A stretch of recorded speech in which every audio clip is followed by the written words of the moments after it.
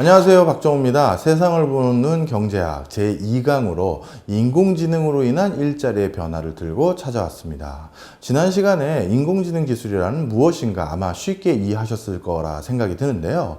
이 인공지능이 대두되면서 제가 전문직 일자리가 이제 크게 위해받는 상황이 전개될 것이다, 이런 말씀을 드렸습니다. 자, 그래서 오늘 이 시간에는요, 인공지능 기술로 우리가 선망에 맞지 않는 직업들, 의사, 변호사, 검사, 판사, 이들 직업들이 어떻게 앞으로 변화될지에 대해서 설명드려 볼까 합니다. 가장 저명한 인공지능과 관련된 저널 중에 하나가 AI 매거진이라는 저널이 있습니다. 이 AI 매거진에서요, 2007년부터 2017년까지 세계 인공지능 학회에서 가장 혁신적인 인공지능 응용 기술로 어떤 게 개발이 완료됐다라고 명시돼서 발표한 사례 50건을 조사해 본 적이 있었는데요. 그 50건의 내용을 가만히 살펴봤더니 우리가 일상생활에서 하나의 고유한 직업으로 분류될 수 있었던 많은 영역들이 지금 인공지능 기술로 대체되기 시작했구나라는 사실을 쉽게 확인할 수 있었습니다. 이 저널에서요, 가장 많이 인공지능 기술을 개발하는 데 성공했다라고 해서 발표된 내용은 일정 계획과 관련된 업무 영역이었습니다. 무엇인가 업무를 할당하거나 업무의 전체적인 프로세스를 기획하는 단계에서 일정을 관리해 주기 위한 어떤 그 기능을 인공지능에게 가르쳐 봐서 그것이 온전하게 가동된다고 발표된 건수가 10건입니다. 자, 그렇다면 이렇게 일정을 계획하는 이 업무, 지금은 어떤 직업이 주로 하나요? 가장 대표적인 직업군 중에 하나는 아마 비서직군일 겁니다. 회사의 사장님이 이번 주에는 어떤 일정을 가지셔야 돼, 그리고 1년 동안 어떤 일정을 언제부터 소화하니, 전반적인 올 한 해의 일정 계획은 어떻게 해야 될까, 아마 이런 것들을 고민하는 직업, 비서겠죠. 그런데 앞으로는 이 비서를 고용하는 대신 인공지능 기술에게 자신의 일정을 관리해달라고 할 수 있는 어떠한 솔루션이 생겨날 가능성이 높은 것 같습니다. 사실 우리는 영화 속에서 이러한 장면을 이미 목격한 적이 있었죠. 어벤져스라는 영화에서, 또는 아이언맨 영화에서 바로 아이언맨의 비서 역할을 한 자비스가 여기에 해당될 겁니다. 물론 영화 중에서는요, 자비스가 정말 만능이었지만요, 그 중에서 자비스가 해야 될 가장 핵심적인 기능은 바로 CEO인 스타크 CEO의 일정을 관리해주고 일정을 알려주는 그런 기능일 텐데요. 이러한 인공지능 기술이 벌써 코앞에 와 있다는 것이죠. 그 다음에 이렇게 한 개인의 일정을 계획하는 것이 아니라 회사 전반의 업무의 일정을 계획하는 일반 행정직도 어찌 보면 조만간 인공지능 기술에 의해서 대체될 가능성이 높아 보입니다. 그 다음으로 많은 개발 완료 보고사항이 발표됐던 내용은요, 경고, 감시, 감사, 사기 적발과 관련된 내용입니다. 이러한 업무 요건은 산업안전요원이라든가 경찰관이라든가 사내 감사를 업무를 담당하고 있는 컴플라이언스 부분에서 주로 하고 있는 영역인데요. 예를 들어서 어떤 물건을 만들어 가고 있는 사람들이 있는데 그 물건에 품질에 에러가 생긴지도 모르면서 계속 만들고 있다가는 나중에 크게 제품에 하자가 생겨 산업적인 뭔가 불상사가 생길 수도 있겠죠. 그런데요, 인공지능 기술이 여러 센서로 그 물건의 정확도, 또는 그 물건이 안전하게 만들어졌는지를 확인하고 감시해서 뭔가 이상이 생겼을 때 순간적으로 경고를 알려주는 것은 얼마든지 가능할 것입니다. 바로 이러한 기술이 점점 발달되면 발달될수록 산업안전요원이라든가 아니면 컴플라이언스 기능을 하는 분들, 이런 사람들을 고용할 수 있는 일자리는 점점 줄어들 수 있습니다. 그 다음 인공지능 기술이 가장 적극적으로 활용되고 있는 파트 중에 하나가 학습과 교육입니다. 사람들의 이해도 정도를 인공지능이 면밀하게 분석해서 내가 이해하지 못한 부분에 대해서는 추가적인 보충 학습을 시켜주고, 내가 이미 완벽하게 이해한 부분에서는 그 다음 단계로 넘어갈 수 있어서 맞춤형 학습을 제공할 수 있는 기술이 바로 인공지능 기술인데요. 이런 인공지능 기술이 점차 대두된다면 특히 어디에서 가장 크게 대두되냐 하면 외국어 분야의 교육에 가장 크게 먼저 대두되고 있는데요. 자, 그렇다면 머지않아 우리가 외국어 강사를 마주치면서 그 강사로부터 영어 공부를 하는 것이 아니라 인공지능 기술로부터 외국어 공부를 할 수 있는 세상도 머지않은 듯합니다.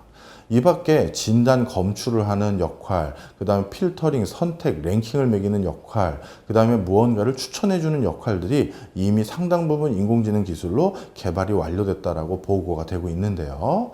이런 분야들은 변호사, 의사, 약사와 같은 일자리를 대체하거나 아니면 고난도의 설계 프로세스를 하거나 아니면 진단을 해야 되는 업무 영역을 대체할 것으로 전망되고 있습니다. 자, 그렇다면 설계는 우리 인간이 해야 되는 거 아닌가요? 이걸 어떻게 인공지능이 하나요? 이렇게 생각하실 것 같아서 제가 흥미로운 사진 하나를 가져왔습니다. 여기 보이시는 왼쪽의 그래프는요, 세계적인 빌딩들이 보이시는 거 아마 쉽게 확인이 되실 거고요. 그 가운데 너비스라는 선박이 하나 이렇게 세워져 있습니다. 우리나라에서 건조한 선박인데요. 우리나라에서 얼마나 큰 선박들을 건조하는지를 쉽게 보여드리기 위해서 저렇게 세계적인 초고층 빌딩과 동시에 제가 세워가지고 비교를 해 드렸습니다. 저렇게 큰 선박을 건조할 때는요, 어떤 순서로 어떻게 선박을 만드느냐에 따라서 선박 건조 공기가 큰 차이가 날 수밖에 없습니다. 자, 뿐만 아니라 오른쪽 사진을 보시면 저 선박에 들어간 프로펠러가 스크류라고 하죠. 통상적으로 얼마나 큰지를 쉽게 직감할 수 있는 사진인데요. 저렇게 큰 선박 같은 것을 건조할 때 설계 프로세스를 결정하는 것은 그 분야에서 20년 이상의 경험과 노하우를 가진 사람만이 어떤 순서로 어떻게 배를 만들어야 가장 안전하고 가장 짧은 기간에 배를 만들 수 있는지 확인할 수가 있습니다. 하지만 이젠 이런 것들이 20년 이상의 명장이 아니라 바로 인공지능 기술이 얼마든지 수행할 수 있는 업무 영역으로 바뀌어버린 상황이라는 것이죠. 그 다음에 제가 좀 전에도 교육 분야에서 인공지능 기술이 적극 활용된다고 말씀을 드렸는데요. 자, 특히 교육 분야의 인공지능 기술을 가장 적극적으로 활용하기 시작한 곳은 미국 캘리포니아 지역의 자유로운 공립학교입니다. 이 자유로운 공립학교에는요, 한 가지 고충이 있었는데요. 그 학교에서 수업을 듣는 애들 중에서 한 4분의 1 가까이는 집에서 영어를 사용하지 않는 가정이다라는 점입니다. 즉, 외국으로부터 이민을 온 사람들이 많다라는 것이죠. 자, 이렇게 외국에서 이민 온 학생들 같은 경우는요, 집에서도 영어를 사용하지 않기 때문에 좀처럼 영어 실력이 늘지 않게 되고요. 그러다 보면 어떤 일이 생기느냐, 학교 수업을 따라가기가 어렵게 되는 상황이 연출될 수 있습니다. 그러다 보면 학교 수업이 어려워지게 되고, 그래서 학교 성적이 나빠지면 좋은 학교에 진학하기 어려워져서 결국 집에서 영어를 못 쓰는 것이 자신을 온전한 인적 자원을 만들지 못하게 되고, 이것은 다시 자신들의 소득을 낮게 만드는 요인이 돼버려서, 즉 집에서 영어를 쓰느냐 안 쓰느냐가 자신의 소득 수준을 결정하는 데까지 이어지게 된 것이죠. 바로 이러한 문제점을 주목했던 캘리포니아 지역의 자유로운 공립학교들은요, 수업의 4분의 3은 정상적으로 학교에서 교실에서 수업을 하고, 나머지 4분의 1 시간은 인공지능이 탑재되어 있는 학습실에서 온라인 플랫폼을 통해서 수업을 하도록 수업 내용을 바꿔봤습니다. 즉, 그 온라인 플랫폼은요, 인공지능이 탑재되어 있는데요. 각각 학생들마다 그 학생들이 정상적인 수업을 했었을 때 어떤 과목에 어떤 부분에 이해도가 높았는지 낮았는지를 전부 체크하게 되어 있고요. 바로 그러한 체크의 아래서 그 해당 인공지능 분야가 그 해당 분야의 학생들의 성적이나 학생들의 어떤 이해도를 바탕으로 해서 다른 교육 과정을 보여주도록 설계를 한 것입니다. 그러니 4분의 3은 다른 친구들하고 공부를 하고, 나머지 4분의 1은 온라인 학습실에서 인공지능 플랫폼을 가지고 공부를 하다 보니까 집에 영어가 익숙하지 않다 보니, 그래서 이해는 잘 못했더라도 얼마든지 반복 학습을 통해서 수업 내용을 따라갈 수 있는 그런 환경을 만들어준 것이죠. 의학 부분도 인공지능 기술을 비껴가긴 어려워 보입니다. 지금 보이시는 인포그래픽은요, 전통적인 병원과 그 다음에 그 전통적인 병원과 제약회사, 피트니스 센터, 의료기관 사이에 바이오 AI 진료센터라는 게 하나 더 보이신다라는 거 쉽게 눈에 띄시죠? 자, 무슨 얘기냐 하면요, 멀지 않은 미래에 병원은 단순히 환자들이 아팠을 때 치료만 하는 기능을 담당하는 것이 아니라 환자들이 아프기 전에 사전 예방 의학을 해주는 그런 기능으로 바뀌어갈 가능성이 높습니다. 그러다 보면 어떤 변화가 생기냐면요. 병원에서 뭔가 환자의 혈액이라든가 호르몬과 관련된 내용을 채취해서 그것을 바이오 AI를 가지고 있는 어떤 전문회사에다가 보내준다면 그 전문회사는 그 환자의 여러 정보들을 바탕으로 이 환자가 건강하지 않다면 어떤 병에 걸리는지, 그런 병에 걸릴 확률이 몇 년 뒤에 몇 %나 증가하는지를 확실하게 보여줄 수 있는 그런 환경을 조성했다는 데 주목하실 필요가 있습니다. 이제 어찌 보면요, 어떤 환자가 어떤 질병에 걸렸는지를 병원에 있는 의사가 진단하는 것이 아니라 자칫 잘못했다가는 바이오 AI가 진단하는 상황이 놓일 것 같습니다. 자, 이처럼 의학 부분도 큰 변화를 지금 예고하고 있는 상태인데요. 그러다 보니까 좀 전에 말씀드린 것처럼 의학 부분에서 주로 소비자층이라고 할 수 있는 대상도 바뀌었습니다. 왼쪽을 보시면 뭔가 이상 징후가 있었을 때 환자분들은 병원에 찾아가서 진찰 진료를 받고 내 몸이 어디가 아프구나 그랬구나 라고 이제 확인이 되면 환자의 신분으로 바뀌어서 그 다음에 치료나 아니면 시술이나 이런 것들을 받고 그 다음에 사후 관리를 받는 게 통상적이었는데요. 앞으로 멀지 않은 미래에는 어떻게 되느냐? 바로 내 혈액이나 이런 것들을 바탕으로 미리 분석한 내용으로 아이고 어르신 10년 뒤에 당뇨가 오실 가능성이 높습니다. 아이고 할머니 15년 뒤에는 어떤 질환이 올 가능성이 많습니다. 라는 걸 미리 예측 예방을 해주는 것입니다. 이런 정보를 얻게 되면 어떻게 되느냐? 많은 사람들은 직접적으로 아직 자신이 그 병에 걸린 것은 아니기 때문에 그 병에 되도록 걸리지 않도록 많은 노력을 하게 되겠죠. 그 과정에서 이제 점점 제약회사는 힘을 잃게 될 것이라는 전망도 많습니다.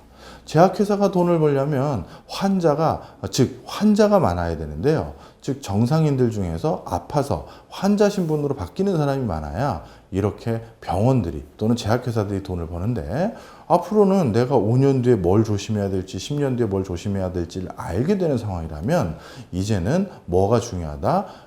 바로 소비자들과 소통할 수 있는 그런 채널이 더 중요하게 되겠죠. 그러다 보면 지금의 의학적인 상황이 더욱더 크게 변화될 것이라고 저는 전망합니다. 그 다음으로 주목해야 될 부분은 법률 부분입니다. 오른쪽에 보이시는 저 법률회사들의 수많은 로고들은 바로 온라인 로펌 또는 인공지능 로펌과 관련된 곳입니다. 이미 전 세계적으로 인공지능 기술을 활용한 로펌들이 대거 등장하고 있는 상황인데요. 자, 왼쪽 부분을 보시면 저런 회사들이 하고 있는 업무 영역들을 제가 적어왔습니다. 온라인 법률 서비스를 하는 곳이 있는가 하면 지식재산권과 관련된 소프트웨어 서비스를 제공해 주기도 하고 그 다음에 소송을 검색해 주기도 하거나 변호사를 추천해 주는 업무도 하는 곳들이 많습니다. 이런 곳들은요, 기존 법률 부분에서는 제공하지 않았던 많은 영역들을 신규 서비스로 인공지능 기술로 개발해서 제공하고 있다라고 해도 과언이 아닌데요. 대표적으로 제일 밑에 있는 변호사 검색 서비스를 하나 설명드려 볼까 합니다. 그동안 우리가 불상사가 생겨서 누군가와 소송을 해야 된다라고 한다면 그때 변호사를 선임해야 될 것입니다. 그때 변호사 선임해야 될 가장 큰 조건 중에 하나는 바로 내 주변에 있는 사람들에게 요즘 어떤 변호사가 좋아? 내가 어떤 일을 당했는데 어떤 변호사 괜찮겠어? 라고 하면서 물어보는 게 아마 있을 거예요. 자, 그런데 이렇게 물어봐서 주변 지인이 천거한 변호사가 정말 베스트 오브 베스트의 최고의 변호사일까요? 당연히 그렇지 않을 가능성이 많습니다. 그러다 보니까 정말 자신이 구상한 그 공간에 최적화된 어떤 대상을 찾으려면 정말 인공지능 기술을 바탕으로 모든 변호사들을 조회했었을 때 그 변호사들 중에서 내가 당한 상황과 유사한 사건 케이스를 가지고 있는 사람이 몇 명이고 그 사람들이 지금 어떤 일을 하고 있는지도 열람할 수 있는 어떤 검색 엔진이 있다면 훨씬 더 수월성 있게 변호사를 선임할 수 있겠죠. 그래서 저 변호사 검색 사이트를 개발했던 회사들 같은 경우는 바로 어느 변호사든 간에 변호사를 선임할 때 가장 유용한 정보들을 비교 대조할 수 있는 그런 서비스였다. 이렇게 보시면 되겠습니다. 자, 이렇게 인공지능 기술은요, 우리 주변에 놓여져 있는 다양한 전문직들을 지금 크게 위협하고 있는 상황입니다. 그렇다고 이런 인공지능 기술의 발달이 우리의 일자리를 점점 잠식시키는구나, 우리에겐 하등 도움이 안 되는 그런 기술이구나, 이렇게 생각하시는 분들은 없겠죠. 자, 그 이유는요, 인공지능 기술을 잘 개발시키면 그것으로 인해서 또다시 우리의 삶이 좀 더 윤택해질 수 있는데요. 대표적으로 의학 부분을 한번 가지고 설명드려 보도록 하겠습니다. 지금은 의사 한 명이 한 해 출간된 의학 서적 중 2%만 읽어도 매일 21시간을 투여해야 될 상황이 되어버렸습니다. 매일 21시간을 투여한다는 일 자체도 거의 불가능에 가까운데, 이렇게 손잡이 부분에서 젊은 친구들이 역동적인 사진을 넣어서 갖고 싶다라는 이 인식을 심어준 것이죠. 자, 그런데 실제 그러면 상황은 어떠냐? 이미 실제로는요, 최근 의학 전문가로서 학교를 마치고 졸업하는 사람들이 최신의 의학 기술에 대해서 제대로 알고 졸업하지 못하는 경우가 많습니다. 대표적으로 의학 관련한 신규 논문은 41초마다 한 편씩 출간되는데요. 이 41초마다 한 편씩 출간되는 이 논문들, 누가 어느 세월에 다 읽을 수 있겠습니까? 그 다음에 맨 밑에 보시면 의료 선진국 영미권을 기준으로 진단 지연, 그 다음에 누락, 오진율 등과 같은 의료사고들이 일어나는 건수가 무려 지금은 10%에서 20% 가까이 된다고 합니다. 이처럼 이렇게 급변하고 있는 의학 분야에 빠르게 적응하기 위해서는 인간의 머리만 가지고는 이제 점차 불가능해진 상황이 됐구나라는 사실을 쉽게 이해할 수 있겠죠. 따라서 지금은 보이시는 것처럼 바로 의학 전문가가 되기 위해서도, 온전한 의학 전문가가 되기 위해서도 바로 인공지능 기술에 대한 면밀한 이해가 필요하다는 점을 확인시켜 줄 수 있습니다. 자, 그럼 이제 마지막 얘기를 좀 해보려고 하는데요. 우리나라에서 인공지능 진료 시스템을 가장 먼저 도입한 학교는 어디일까요? 서울대병원 아닙니다. 세브란스 연세대병원 아니고요. 고대 안암병원 아닙니다. 바로 가천대 길병원입니다. 여기서 우리는 중요한 시사점을 얻어야 됩니다. 국내 최초 인공지능 암센터 연구소를 왜 하필 서울대도 아니라 경희대도 아니라 이런 학교들이 아니라 바로 가천대 길병원이 하게 됐느냐, 바로 그 점인데요. 가천대 길병원뿐만 아니라 다른 분야에서도 무엇인가 혁신적인 기술을 도입하려고 하면 가장 크게 부딪히는 첫 번째 허들은 내부로부터의 저항감입니다. 아니, 내가 나름 잘하고 있는데 그걸 왜 뺏기냐, 이런 생각들을 갖게 되는 것이죠. 바로 이 중요한 여기의 시사점은 가천대 빌병원은요, 기존의 자신들보다 의대 순위에서 또는 대학병원 순위에서 훨씬 더 중요도가 높은 다른 병원들을 어떻게 보면 뛰어넘기 위해서는 전통적으로 그들이 했던 방식으로 병원 경영을 할 수 없다라는 사실을 혁신적으로 깨우쳤기 때문입니다. 그래서요, 남들이 안 하는 신기술을 도입해서 더 좋은 서비스를 구축했었을 때 우리 직장이 더 좋은 일자리가 되지 않겠나 생각을 했던 것이죠.